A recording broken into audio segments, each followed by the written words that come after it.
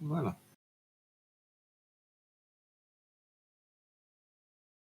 Voilà, c'est fait. Allez, j'y vais. Le corrigé du TD d'aujourd'hui, de tout à l'heure, et les exercices de cours pour aujourd'hui sont sur Prépa Bellevue. Voilà, allez, premier exercice. Allez, je vais vous donner une suite d'intégrales ici. Enfin, IN, c'est une intégrale dépendante de N. Donc, la suite IN est une suite d'intégrales. C'est un exercice très classique qu'on fait beaucoup, surtout en seconde année. Voilà, donc c'est assez standard de montrer que cette suite d'intégrales converge vers 0 en la majorant. Voilà, alors d'abord, donc on va la majorer, hein, et avec ça, on va montrer que ça tend vers 0. Alors pour cela, on commence quasiment toujours par l'inégalité triangulaire. Hein. La valeur absolue d'une intégrale, que voici, c'est plus petit que l'intégrale de la valeur absolue. Pensez bien que c'est comme une somme de deux réels. Hein, la valeur absolue de x plus y est plus petit que la valeur absolue de x plus la valeur absolue de y. Voilà. Et ça, c'est comme si vous aviez deux complexes, et quand vous avez deux complexes, et ben, ça vous fait l'inégalité triangulaire qui est que le plus court chemin pour aller d'un point à un autre, c'est la ligne droite. Voilà. Donc déjà, on écrit l'inégalité triangulaire ici. Ensuite, alors, cette fonction à encadrer, du coup, on se retrouve à encadrer celle-ci. Ben déjà, dès qu'il y a un cosinus, c'est simple, on dit qu'il est plus petit que 1. Voilà, on arrive à ça. Ensuite, le t est positif. Tout ça, c'est positif, là. Tout ça, c'est positif. Parce que t est entre 0 et pi. Hein, attention, hein, c'est un encadrement que l'on veut entre 0 et pi, puisqu'on veut intégrer entre 0 et pi. Donc ça, c'est positif. Voilà. Et alors, le fait que ceci soit plus petit que ceci sur l'intervalle 0 pi, pouf, on applique la croissance de l'intégrale. Vous voyez, intégrale de ça, plus petit que intégrale de ça, de 0 à pi. Voilà. Vous voyez, donc inégalité triangulaire suivie de croissance de l'intégrale.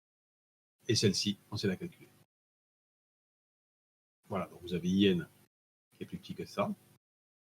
Cette dernière intégrale, bon, ben, il y a une constante. T puissance 7 fait T puissance n plus 1 sur n plus 1. Voilà, donc on a facteur n plus 1. Et là, on a pi puissance n plus 1 moins 0 puissance n plus 1. Donc on a ça. Voilà, j'ai rajouté le 0 ici parce qu'il est clair que c'est une valeur positive puisque c'est une valeur. Et voilà. Et après, eh bien, on sait que la factorielle l'emporte sur toutes les puissances. Voilà. A puissance n est négligeable devant factorielle n. Croissance comparée. Donc lui, il est négligeable devant lui. Et donc ça tend vers 0. Et donc IN, ce truc-là, à partir d'un cadran tend vers 0. Voilà.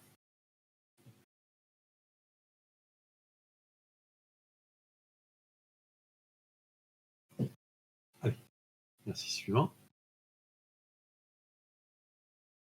Alors, des sommes de Riemann. Voilà, alors, cet exercice vous demande de calculer ces deux intégrales. Alors, évidemment qu'en temps normal, jamais on ne fait par cette méthode. Hein, c'est juste un entraînement, une vérification. En temps normal, d'ailleurs, on va le faire. En temps normal, ces deux intégrales, on les calcule très vite grâce aux primitives. Mais si on les calcule grâce aux primitives, ça veut dire qu'on est au courant du théorème fondamental. Et bien, ça peut se faire sans le théorème fondamental, avec juste la définition, en fait, avec les sommes de Riemann. Sur l'intervalle 1,3, on prend la subdivision xk régulière de pas b moins a sur n, donc avec n plus 1 élément. Hein, donc, ça nous fait xk égale 1 plus k fois 2 sur n. Vous voyez, le x0, c'est 1, et le xn, c'est 3. Donc, les xk, c'est une subdivision de l'intervalle 1,3. Et donc, on calcule Rn de f, qui est la somme de Riemann des Rn. Il y a les Sn et les Rn. Bon, on peut faire l'un ou l'autre, c'est pareil. Hein. Voilà, donc ça, essayons de le calculer. B moins A sur N. B1 c'est A et B c'est 2 sur N. Donc f de xk, le f c'est t carré. Donc le xk est ici, k au carré. Voilà, donc on veut calculer ça. Bon, en fait, ça se développe. Hein, a plus b carré égale a plus 2ab plus b carré. B carré, 2ab. Voici, ils sont tous là. Bon, c'est une somme pour k entre 0 à n-1. Donc on voit que par linéarité de la somme, on arrive à ça. 2 sur n, somme des 1, plus ici le 4 sur n qui peut sortir, ça fait 8 sur n carré fois la somme des k. Et là, il y a le 4 sur n carré qui sort, donc ça fait 8 sur n cube fois la somme des k au carré. Voilà, c'est arrivé à cette somme. Or, ça, c'est des sommes que l'on connaît. Somme des k, la voici. La somme des k au carré, la voici. Seul truc, c'est qu'on va que jusqu'à n-1. On va que jusqu'à n-1. Donc là, c'est la somme, c'est n-1 fois n. Là, il y a n-1 fois n, et là, ça fait 2n-2 plus 1, donc 2n-1. Voilà, donc on se retrouve avec tout ça. Voilà, donc j'écris ici. Là. Alors, ici, 2 sur n, là, c'est la somme des 1, il y a n fois, donc là, il y a n. Ici, il y a n-1 sur 2. Ici, il y a n-1 de n-1 sur 6. Voilà, j'arrive à tout ça. Alors, il y a beaucoup de simplifications. Lui, il fait 2. Lui, ça fait 4 fois n-1 sur n. Mais n-1 sur n, c'est 1 moins 1 sur n. Vous voyez, là, pareil. Il y a le n qui s'en va avec celui-ci. Le 8 avec le 6, ça fait 4 tiers. Il reste n-1 et 2n-1, mais le tout divisé par n au carré. Donc, j'ai fait n-1 sur n, que voici, et 2n-1 sur n, que voici. J'ai écrit ça comme ça parce que ça montre très bien la limite. Comme ça, la limite n'est pas déterminée. Voilà, donc là, ça tend vers 2, plus 4, plus 8 tiers. Voilà, donc vous mettez tout sur 3. 6, plus 12, plus 8, 26 sur 3. Voilà. Et donc, on obtient limite de Rn de f. Tiens. Bon, égale 26 tiers. Et bien, et après, j'applique le théorème de Riemann qui marche pour les fonctions continues. Il y a une petite hypothèse. Il faut que f soit continue. Donc, Rn de f converge vers cette intégrale. Et donc, on obtient qu'une intégrale vaut 26 sur 3. Voilà. Voilà. Ce qui se vérifie mais immédiatement. Parce que ça, grâce au théorème fondamental, T3 sur 3, T cube sur 3, ça fait 27 moins 1, ça fait 26 sur 3. Ah bah oui, tiens. Effectivement. Voilà, effectivement, on voit quand même bien l'intérêt du théorème fondamental. C'est plus rapide.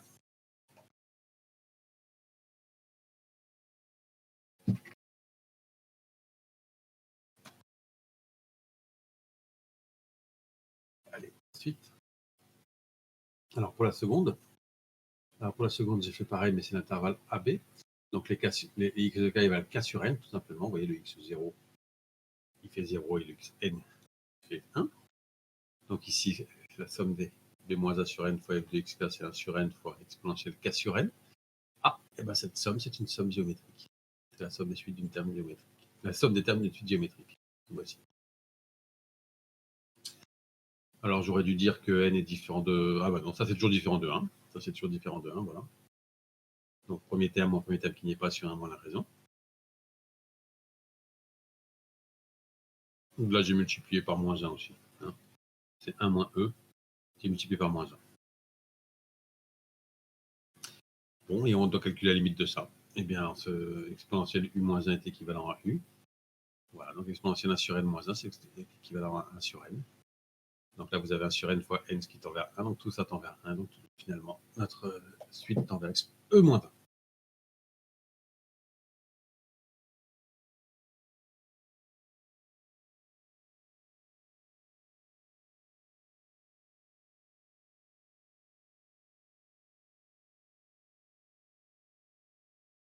Bon, encore une fois, application du théorème de Riemann. F est continu. Donc Rn de f converge vers cette intégrale, vers I2. Et donc I2, c'est la limite de Rn de f, donc e moins 1.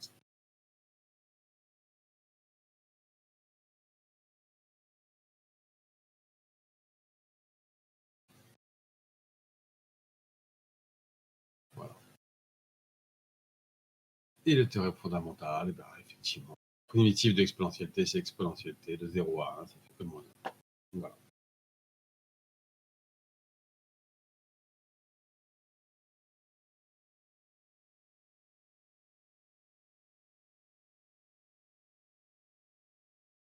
Allez, troisième exemple.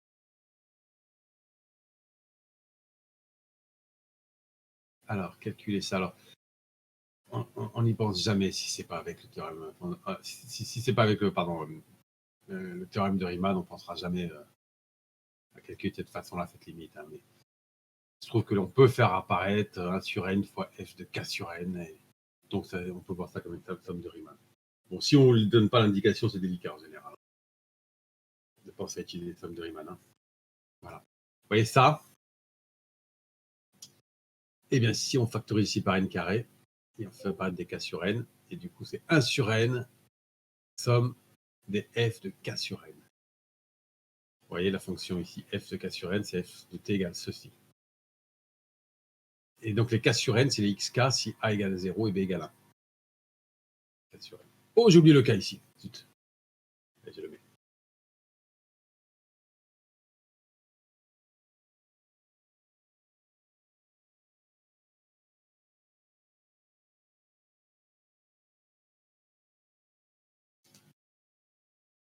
Non, pardon. K sur n.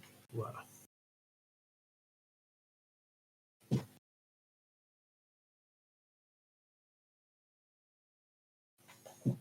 Donc ce truc-là, ce terme-là qui n'a pas de nom, il s'écrit comme ça, et ben donc c'est le Sn de f. Voyez.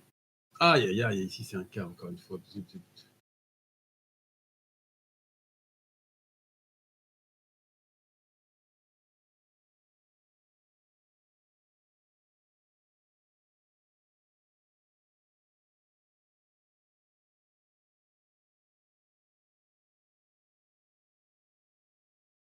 Je le note.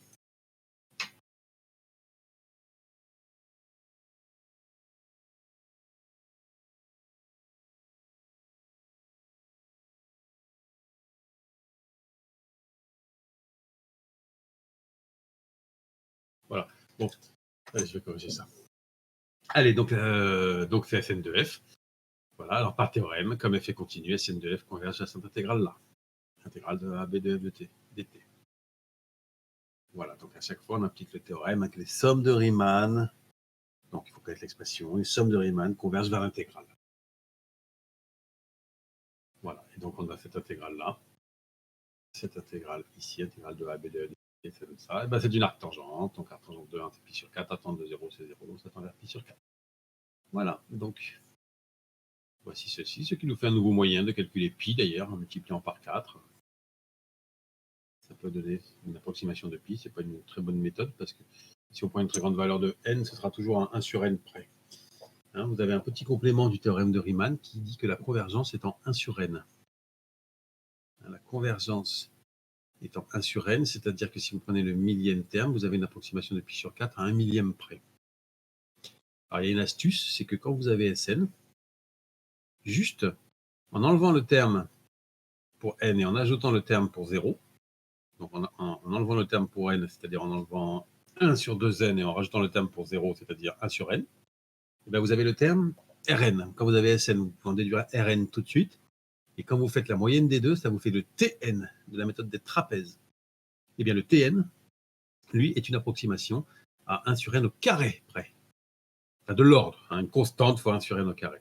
Donc, quand on a ce truc-là, on en déduit Rn. Ensuite, on fait Rn plus Sn, on fait la moyenne des deux. Et donc, on aura une approximation de pi sur 4, hein, si on va jusqu'au millième terme, de l'ordre de 1 million.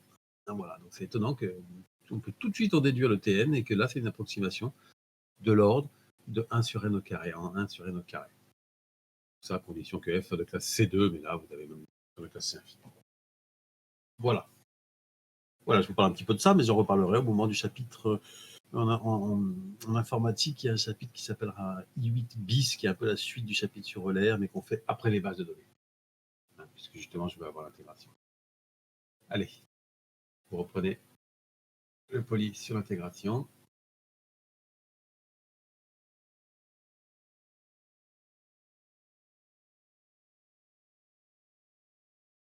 Voilà, là, on vient d'appliquer. Hein, ce qu'on vient d'appliquer, c'est le théorème de Riemann, hein, ça, que Rn et Sn, que voici, convergent vers intégrale de AB de f de t dt. Très bien ici. Voilà. Allez, après, donc, on a vu voilà, donc les deux exercices. Donc, on a vu la méthode des trapèzes voici. Allez, théorème fondamental, ça c'est fait. Valeur moyenne. Démonstration du théorème de fondamental est faite. Alors, le poly d'intégration, vous le reprenez en page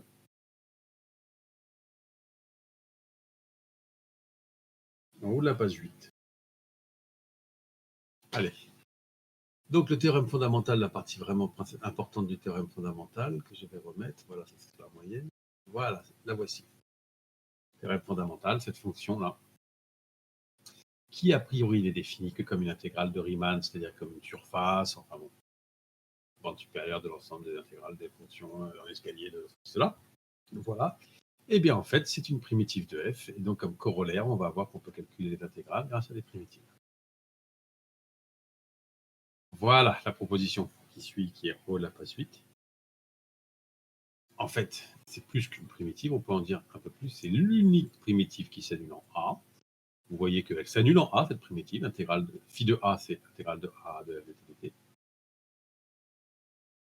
Et si vous avez une autre primitive, elle diffère d'une constante. On sait que deux primitives d'une même fonction sur un intervalle diffèrent d'une constante. Eh bien, en fait, il y a moyen de voir que cette constante, c'est f de A, enfin moins f de A. Et donc, l'intégrale de AB de f de t, c'est f de b moins f de A. Voilà. Alors ça, je le mets dans une proposition, mais c'est quelque chose de très classique que l'on utilise énormément, que vous utilisez depuis la terminale. Pour calculer une primitive, on fait f de b moins f de A. Il y a relativement peu de chances que votre prof de terminale vous ait dit que ça s'appelle théorème fondamental et que ça faisait le lien entre primitive et surface. Quoi. Primitive intégrale. Donc. Voilà. Allez, cette proposition, on va la déduire du théorème fondamental. Alors, donc, déjà, remarque, donc on peut calculer l'intégrale grâce aux primitives. Et ensuite, je vous donne une petite application, ça a l'air de rien, mais c'est très pratique. Ça sert souvent dans ce comme ça aussi. Vous remplacez f par f'. Et intégrale de f' de a à b. Et ben, c'est f de b moins f de a. On peut gérer. C'est ce qu'on fait par exemple. Voilà, si vous avez f' qui est une vitesse, et ben ça fait la distance parcourue entre A et B, des choses comme ça. Ou si f' est une accélération, ce sera la vitesse.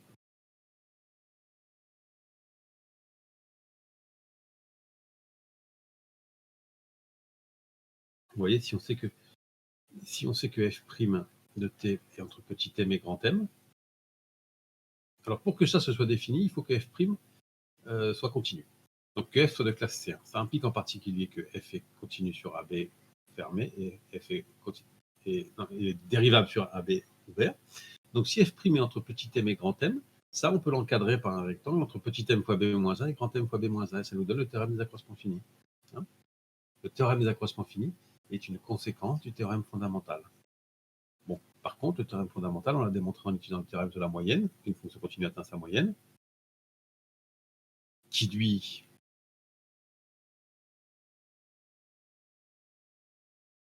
et oui, donc le théorème fondamental, ça implique. Ah non, ça n'implique pas le théorème d'accroissement fini, pardon. C'est que dans le cas où f est de classe C. Donc pas tout à fait. Allez, bon, c'est pas grave. Ensuite, donc je fais la démonstration de ce petit point-là. Vous avez la place de cette proposition. Alors,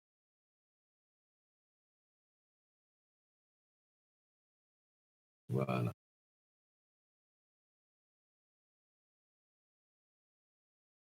Allez, voilà donc cette proposition.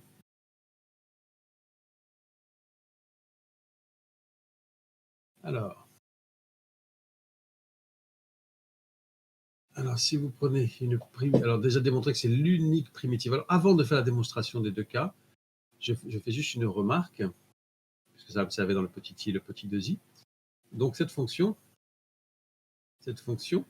on vient de dire qu'on a démontré, c'est le théorème fondamental, que c'est une primitive de petit f. Donc, si vous prenez une autre primitive,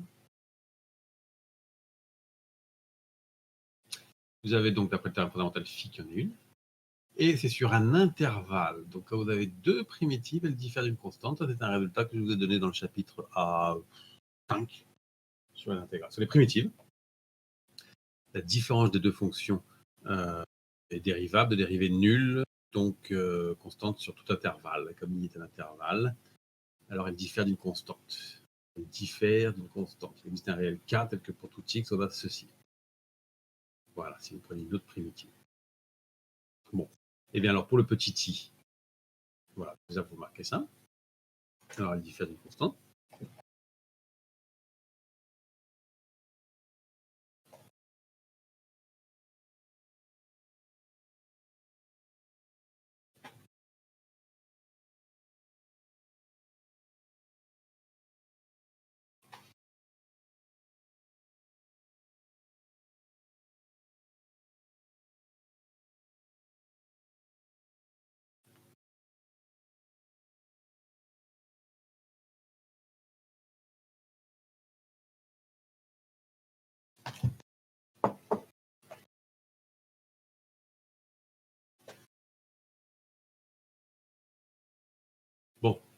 Donc, alors ensuite, dire que phi est l'unique primitive de f qui s'annule en A, eh bien, déjà, phi donc, est une primitive, on le sait, et elle s'annule en A, c'est évident.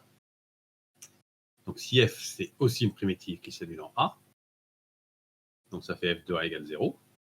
Or là, il y a phi de A qui est égal à 0, donc ça fait forcément k égale 0. Donc, phi égale f. F est une autre primitive qui s'annule en A, alors f égale phi. Donc, phi est l'unique primitive de f qui s'annule en A.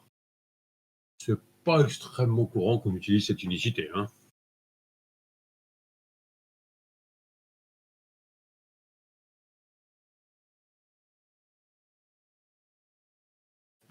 Ensuite, alors pourquoi est-ce que du coup on a ça là? Pardon. Pourquoi est-ce que du coup on a ça? Eh bien, dans le cas général, quand f est une primitive, vous avez cette formule. Mais vous savez que phi de A égale 0. Donc f de A égale k. Donc en fait le k c'est f de A. Donc ici, vous pouvez dire que f de x égale phi de x plus f de A.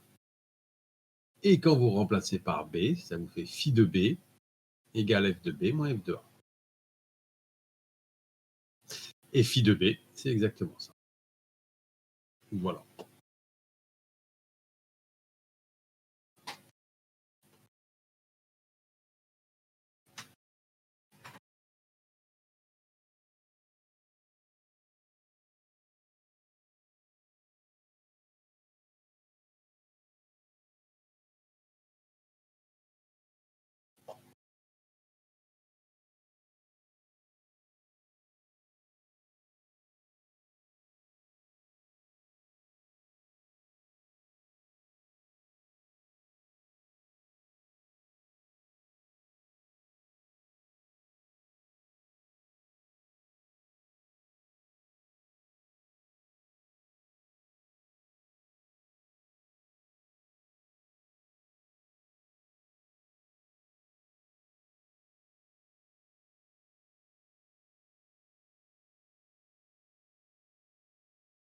Voilà.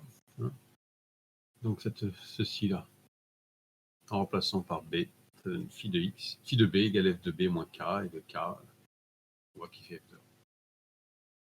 Voilà, donc on obtient ça.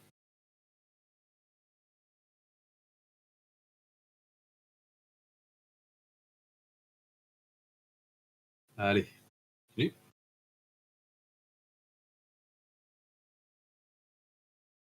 continue. Pardon.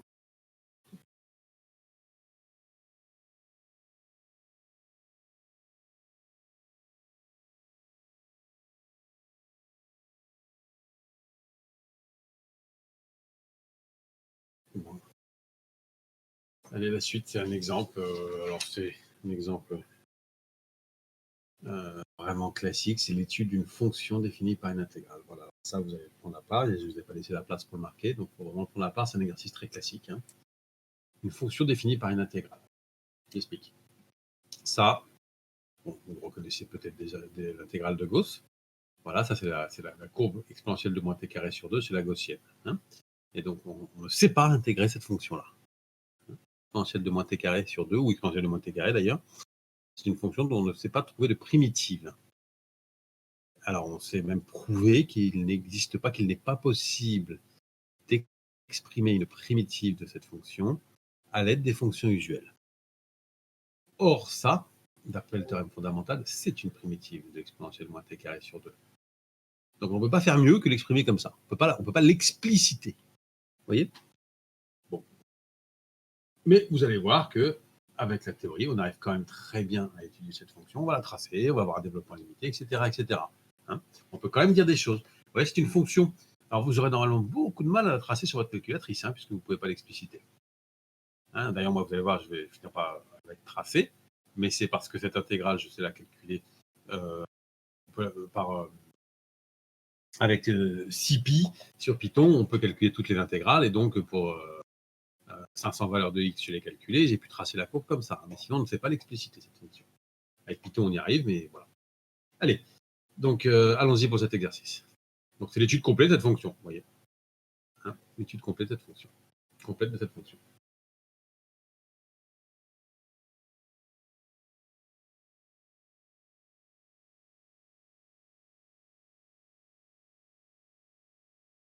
Voilà.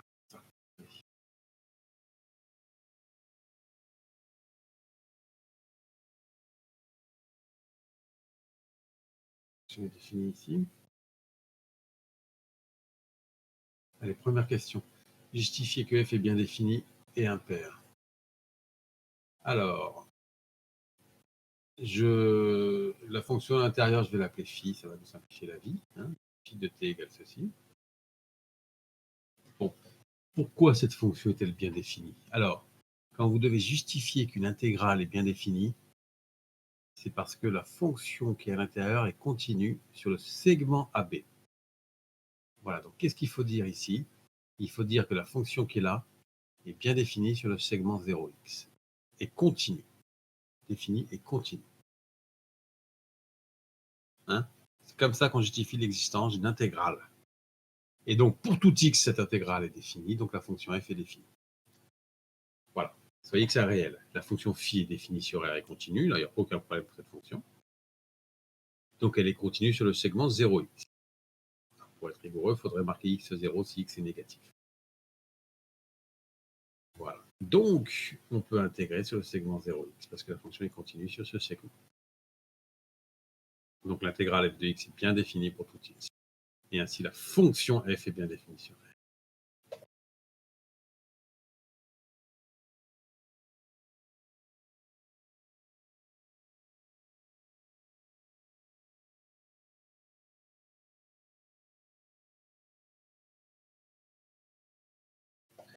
Voilà. Hein. Pour justifier que f est défini, il faut justifier que pour tout x, ce truc-là est défini.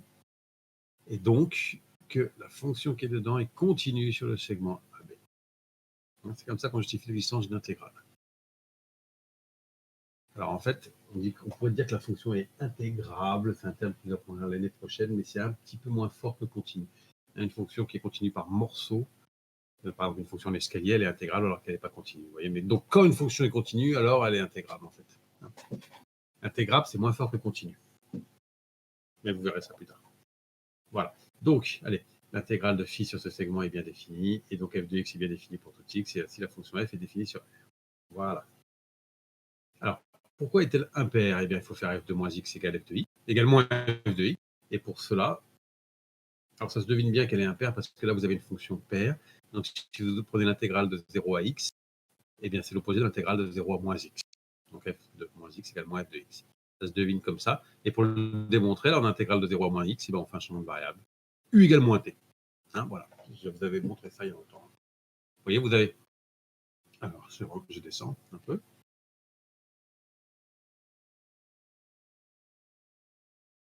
Voilà.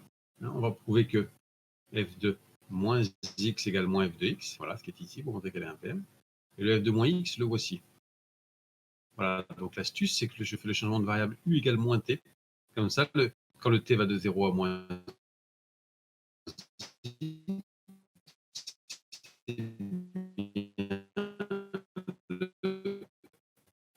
u va aller de 0 à b sur f. C'est pas encore, j'ai prévu ça pour le week-end d'après. Je vous ferai refaire quelques calculs d'intégrale pour revoir le changement de variable, l'intégration par partie. Il y aura aussi la décomposition d'éléments simples. Bon, donc là, le changement de variable, alors je vous rappelle, donc changement de variable u égale moins t. Donc il faut dire déjà que le changement de variable est de classe C1. Comme ça, on peut le dériver. Vous voyez, la dérivée de u par rapport à t, c'est moins 1. Donc ce qui fait que là, vous avez dt qui est égal à moins du. Le dt, ça va être moins du. Lorsque le t va de 0 à moins x, alors le u va de 0 à x. Le t, je le remplace par moins u, mais moins u au carré, ça fait moins u carré. Le dt, c'est moins du. Donc finalement, j'ai le moins qui sort ici. Comme u est une variable muette, ça c'est pareil que s'il y avait t. Donc f de moins x égale moins. Et c'est vrai pour tout x, donc la fonction est impaire. Et j'ai bien dit avant que l'ensemble de définition de R est symétrique par rapport à 0. On peut parler de parité. Hein, déjà, si l'ensemble de des définitions symétriques par rapport à 0, la fonction peut être paire ou impaire.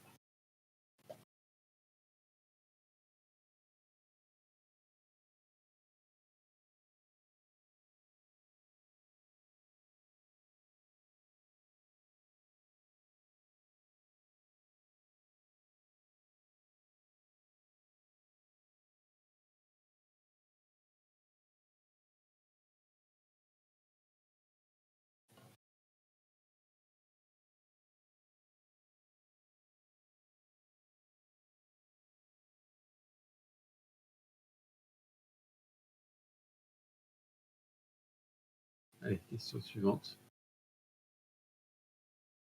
Démontrer que f est dérivable et donner sa dérivée.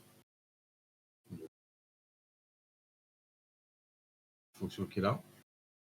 Démontrer qu'elle est dérivable et donner sa dérivée. C'est à peu près immédiat, c'est une application immédiate du théorème fondamental. Ça, c'est une primitive de phi. Donc c'est dérivable. Là. Comme la fonction phi est continue, alors phi c'est exponentielle de moins t carré sur 2, et continue sur l'intervalle R, le théorème fondamental faut que la fonction soit continue sur un intervalle, et A est un point de R, bon, là c'est 0. Hein. D'après le théorème fondamental, f est une primitive de phi. Point. Une primitive, ça veut dire une fonction dérivable dont la dérivée est égale à phi.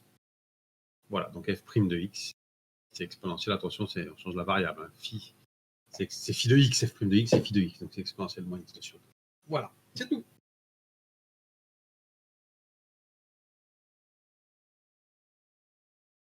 Et bien, mine de rien, cette dérivée elle est croissante, elle est positive, donc la fonction est croissante. Déjà, on sait déjà donc la fonction f est croissante. Hein. Elle est croissante, elle est impaire, on commence à avoir des informations.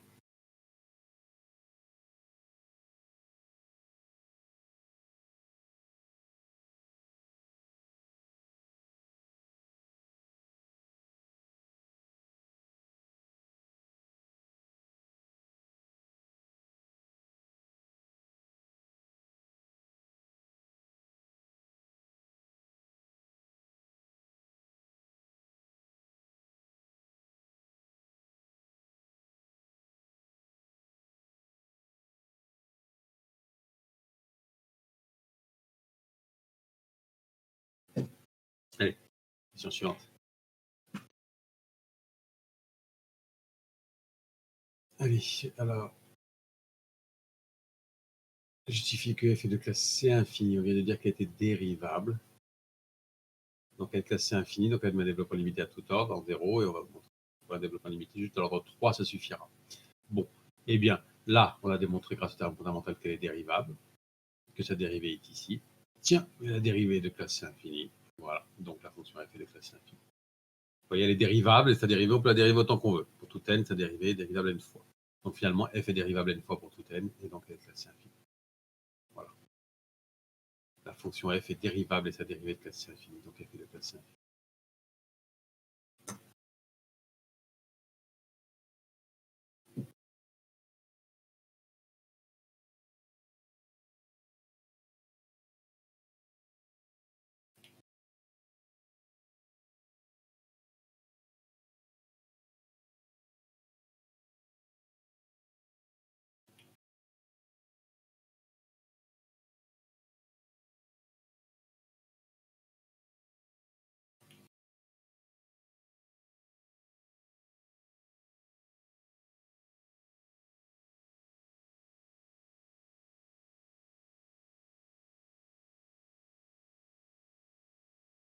Ensuite, voilà, donc on a justifié que f est de classe C infinie.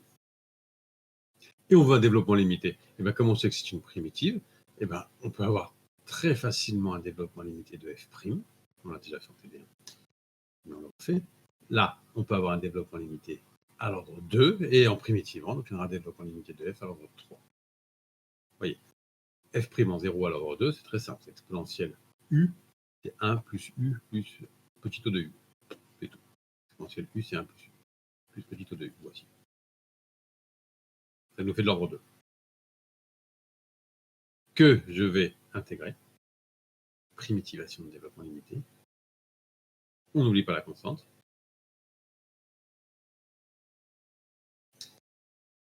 Donc, primitive de 1, c'est x, primitive de x2 sur 2, c'est moins x3 sur 6 ici, et on gagne un ordre.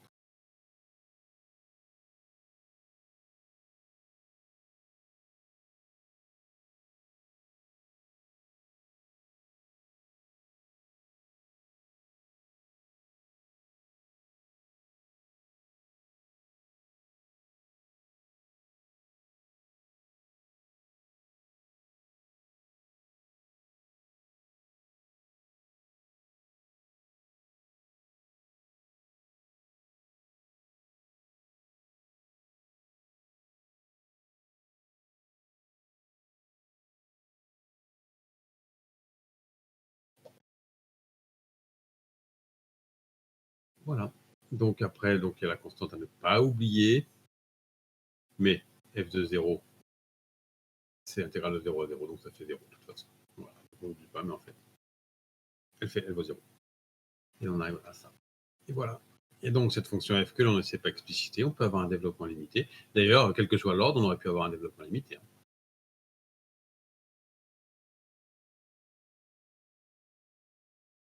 Bon, eh bien, ça continue à nous donner de bonnes informations sur la fonction, parce que ça veut dire qu'en 0, on a la tangente, y égale x.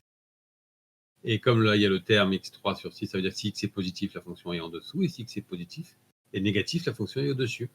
Voilà. Donc, grâce à ça, ben voilà, on sait que tangente, c'est y égale x, et que la courbe est en dessous si x est positif, et au-dessus si x est négatif. Vous voyez, c'est un point d'inflexion en 0. Hein,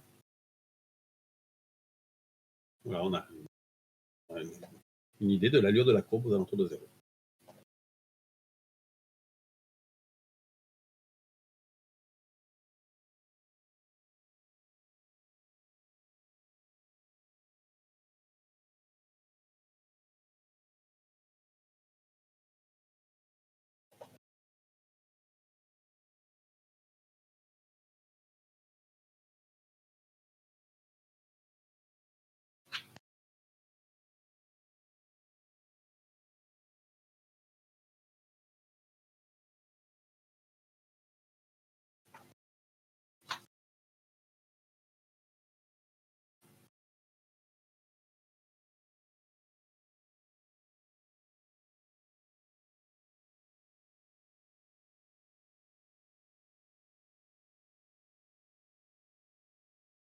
Bon, à la suite de l'exercice, là, on a bien vu comment ça se passe en 0. Alors, qu'est-ce qui se passe en infini? Alors, on peut se douter d'après ce schéma que ça va avoir une limite finie. Eh bien, rien que prouver ça, ça va suffire. On pourrait, c'est beaucoup plus délicat de trouver la valeur, cette intégrale de cos, de la limite de phi en l'infini, intégrale de 0 à l'infini d'exponentielle moins t carré sur 2. On n'a pas encore défini l'intégrale généralisée, mais bon. Vous savez que déjà que c'est racine de pi sur 2, vous l'avez déjà vu normalement, mais bon, on ne va pas le démontrer. C'est un exercice faisable en première année, mais assez difficile. Mais on va déjà démontrer qu'il y a une limite finie, que ça tend vers une asymptote. Voilà. Hein, ça, on peut le faire par majoration, vous allez voir.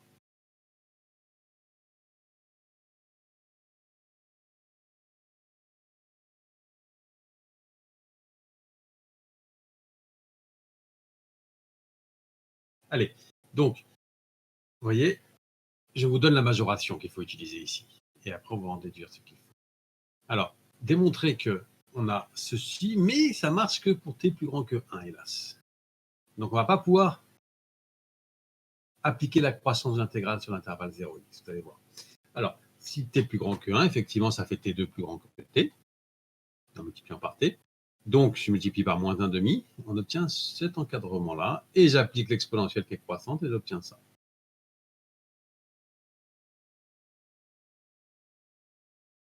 Donc, pour tout t plus grand que 1 plus l'infini, on a ceci. Donc, je ne vais pas pouvoir appliquer la croissance de l'intégrale sur l'intervalle 0x, mais que sur l'intervalle 1x.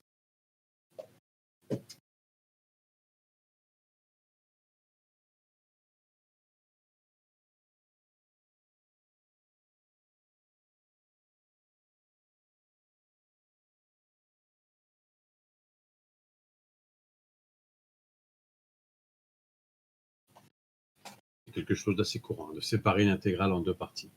Hein. Cette intégrale de 0 à x, je vais faire intégrale de 0 à 1 puis intégrale de 1 à x.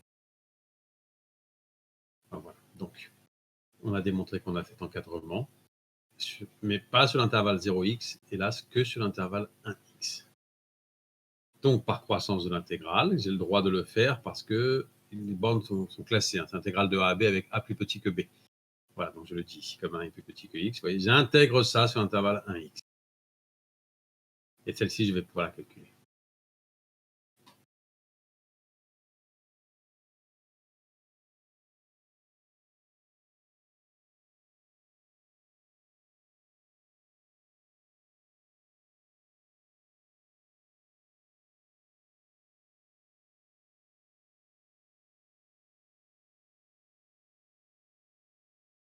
Alors, on a ceci. Et donc, je vous disais, celle-ci, on sait la calculer. C'est exponentielle de moins lambda t, enfin, c'est exponentielle lambda t sur lambda, primitive. Hein. Primitive de ça, vous voyez, c'est exponentielle de moins 1,5 fois t. Donc, c'est exponentielle de moins 1,5 de t divisé par moins 1,5, ce qui fait moins 2 exponentielle moins 2 sur t. Hein.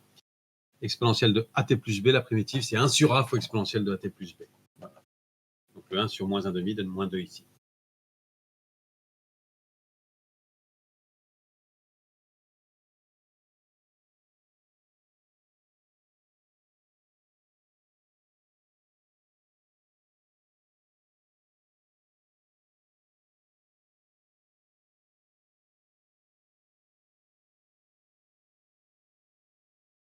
À l'exponentielle moins x sur 2, c'est moins 2 exponentielle moins x sur 2, moins 2, donc plus 2 exponentielle moins 1,5 qui est ici. Exponentielle moins 1,5, je pourrais mettre 1 sur racine de e. Ça, c'est 1 sur racine de e, en fait. Voilà. Et donc, on n'a pas majoré intégrale de 0 à x de cette fonction, mais intégrale de 1 à x.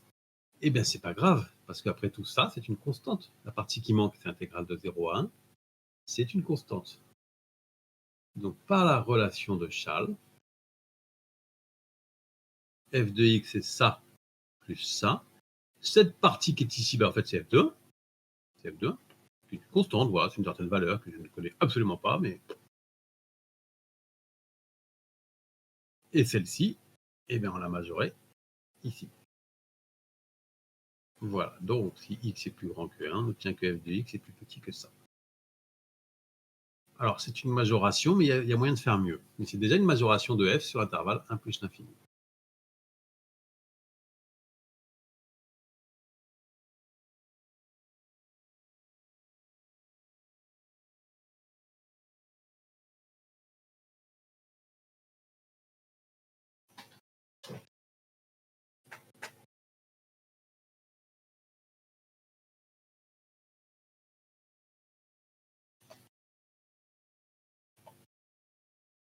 En fait, ça, l'exponentielle est positive, donc c'est moins quelque chose. Donc on peut dire que c'est plus petit que ça. Je vous le montre.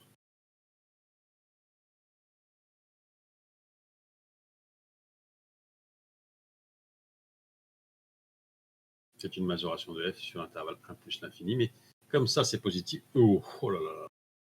Hein.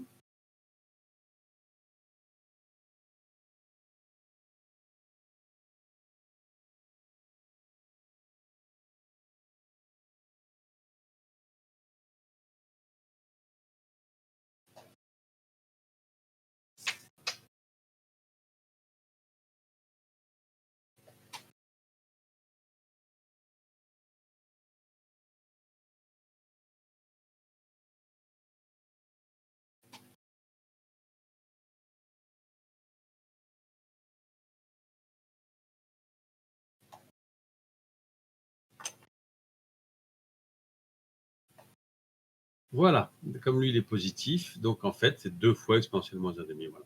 Et l'intérêt de cette majoration, pourquoi est-ce qu'elle est meilleure que la précédente? Parce qu'elle ne dépend pas de x. Vous voyez, vous avez que la fonction est majorée par une constante. Ça, c'est une constante que l'on ne sait pas expliciter. Là, on ne sait pas combien ça vaut, mais c'est une constante. Hein, f de x est plus petit que f de 1 plus ceci. Eh bien, voilà, vous avez une fonction croissante. Je ne l'ai pas encore dit, on ne l'a pas encore rédigé, mais on a dit que la dérivée était positive. Donc la fonction est croissante majorée, donc en plus l'infini, elle met une limite. Voilà.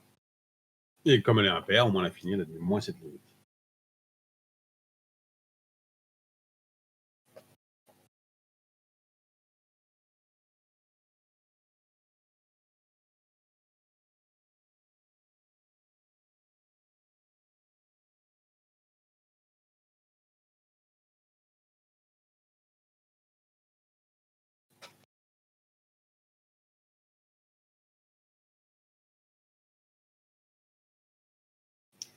Allez, conclusion.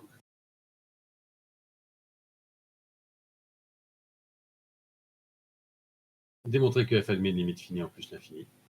Alors, la dérivée qui est ici est strictement positive, donc f est strictement croissante.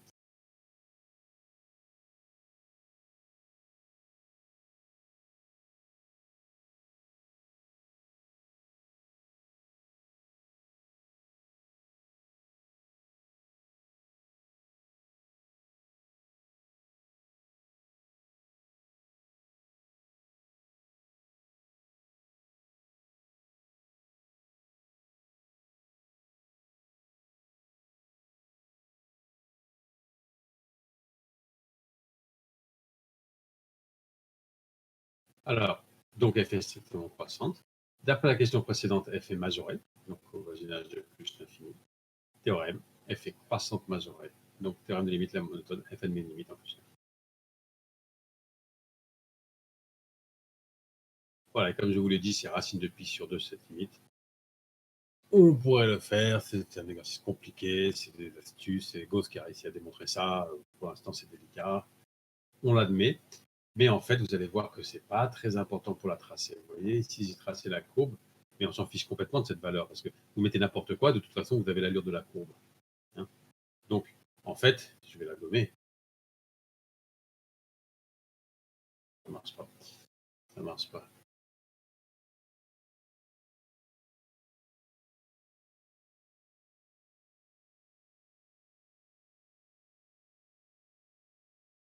Vous voyez, si ça, vous le gommez, on s'en fiche sur la courbe, on ne sait pas vraiment. On sait qu'il y a une certaine limite et c'est tout. Voilà. Donc on peut les enlever, ces limites. Ça ne change pas l'allure de la courbe. L'allure de la courbe, on l'a. Vous voyez, on a quand même une bonne idée de l'allure de la courbe. Voilà. De toute façon, comme c'est pas, comme je n'ai pas mis de graduation, comme j'ai pas mis de graduation ici, on s'en fiche complètement de la valeur qu'elle a. Hein. Voilà, et donc on peut faire des études assez poussées sur des fonctions qui sont définies par les intégrales. C'est-à-dire c'est des fonctions qu'on ne sait pas expliciter, mais quand même, on a une bonne idée des valeurs. Voilà. Et vous avez un exercice de cours qui suit là-dessus.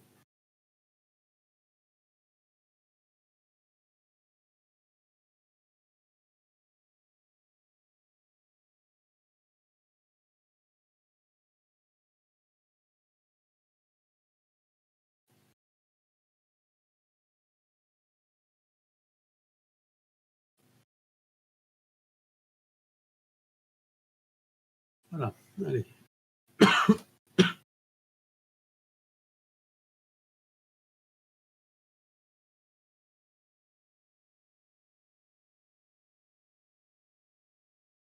Donc on est arrivé à ça. Bon, alors exercice 4. Alors on va arrêter le cours après cet exercice. Enfin, il est à faire pour lundi cet exercice. Hein.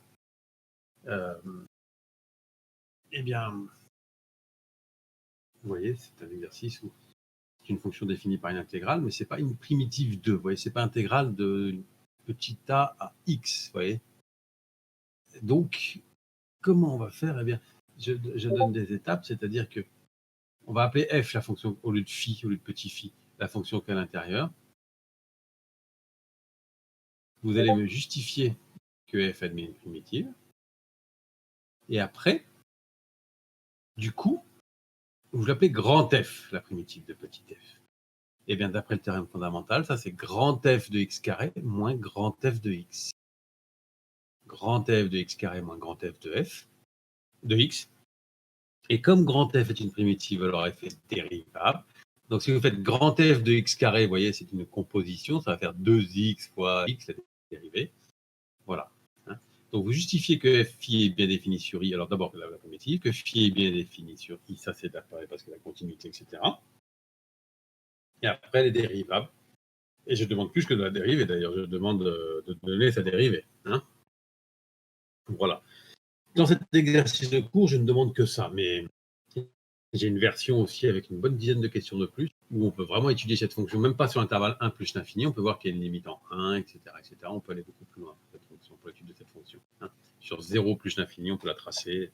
Voilà. Hein. Voilà, on obtient même cette allure-là. J'en parlerai un petit peu lundi, mais pour l'instant, pour lundi, je ne vous donne à faire que ces 3 questions. L'exercice 5, on le fera, il sera pour mardi. Mais c'est le même principe, vous voyez, vous écrivez grand f de x, racine de x moins grand f de 1, bon, on le fera plus tard. Hein. Voilà, voilà. Alors, ça veut dire que là, on a fini le cours pour aujourd'hui. Il nous reste, d'accord, en fait, on a fini le grand 4.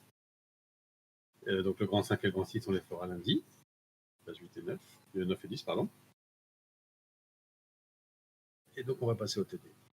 Alors, pour lundi, donc pour lundi, exercice de cours 4 déjà, hein, pour lundi, qui est le 27.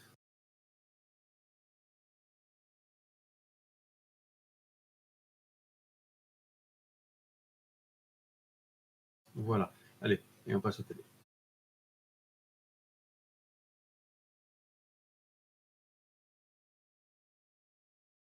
Alors, TD d'aujourd'hui. Et je vais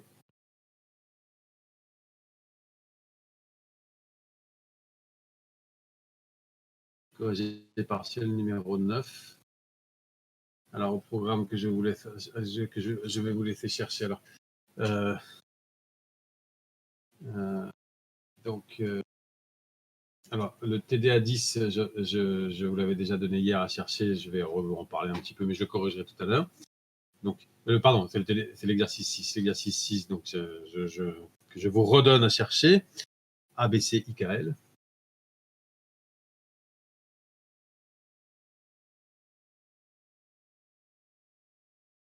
Et par contre, je rajoute le 7. Alors, je vais en parler tout de suite. 7, F1, F2, F3.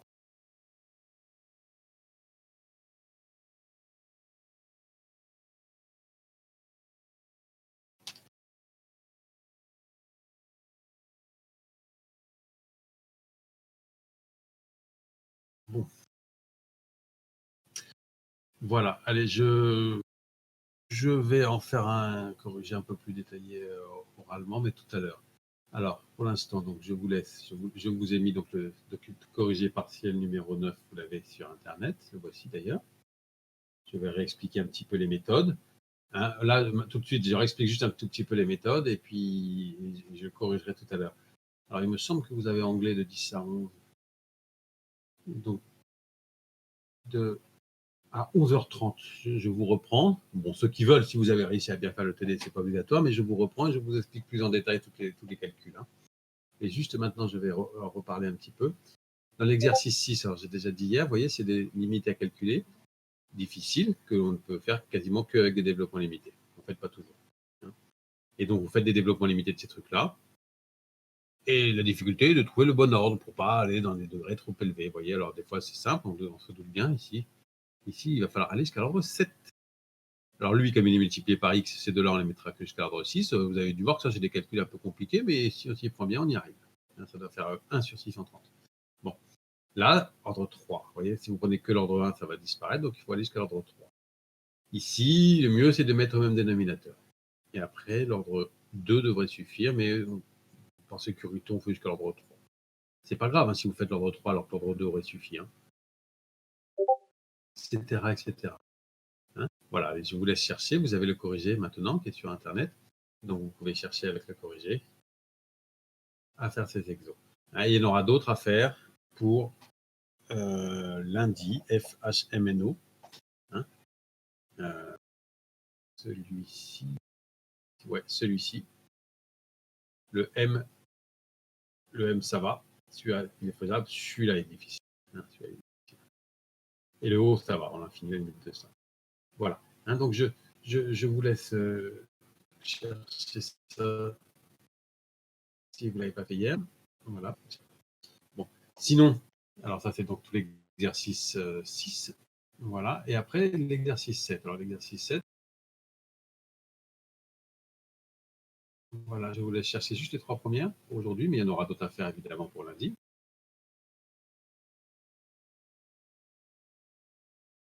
Alors, je vous fais faire les calculs d'asymptote de comportement en infini de certaines fonctions.